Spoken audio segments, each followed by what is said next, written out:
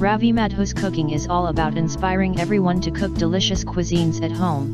Before proceeding further to watch this video, please subscribe to my channel by clicking the subscribe button below this video.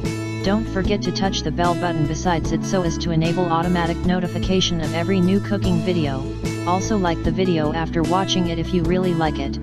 Click on description button below, or if you are watching it on laptop, touch the show more button at bottom of description column to find the list of ingredients and detailed recipe text.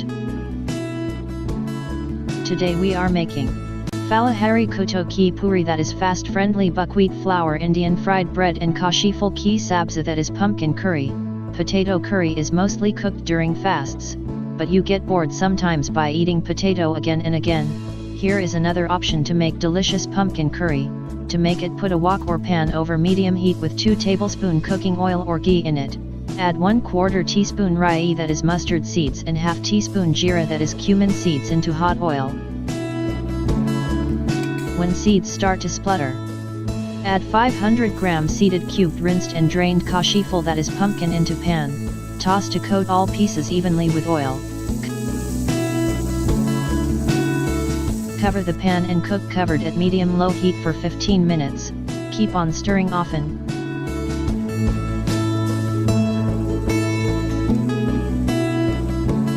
Now stir in 1 or 2 chopped fresh green chilies. Adding chilies is optional, but red chili is not used during fasts, so we are adding them for a spicy zing. Season pumpkin pieces with ½ teaspoon sendha namak, that is rock salt, and it is allowed to be consumed during fasting. Stir to season evenly, then cook further, covered for 10 to 15 minutes or until pumpkin is tender and translucent. Now add 1½ teaspoon ground coriander seeds powder, ½ teaspoon, or to taste garam masala, ½ teaspoon, or to taste amchur powder, that is dried mango powder. Stir to mix well and season evenly.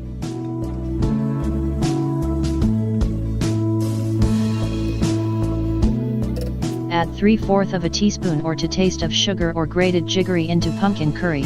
This combination of dry mango powder and sugar gives fabulous sweet and tangy touch to curry.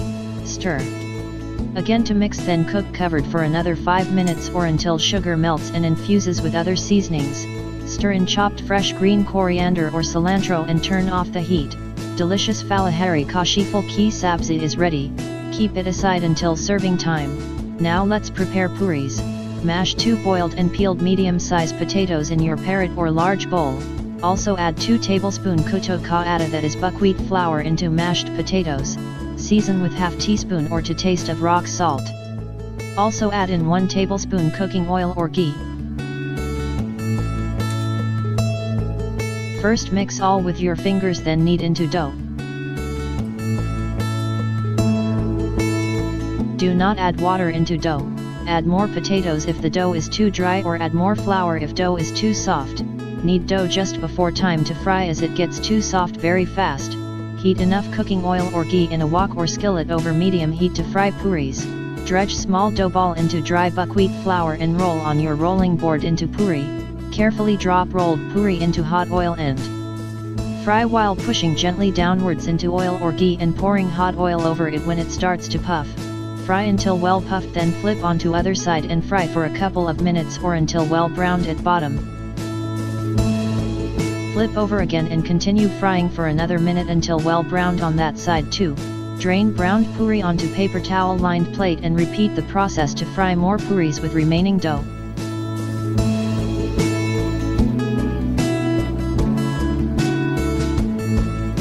Delicious Falahari Kuttu ki Poori is ready. Serve accompanied with curd or yogurt and Falahari green chutney, or with fast-friendly potato curry. You may watch recipe by clicking on link in description column below, or serve Kuttu ki Poori with sweet and tangy spicy Kashifal ki Sabzi. Choice is yours. Enjoy.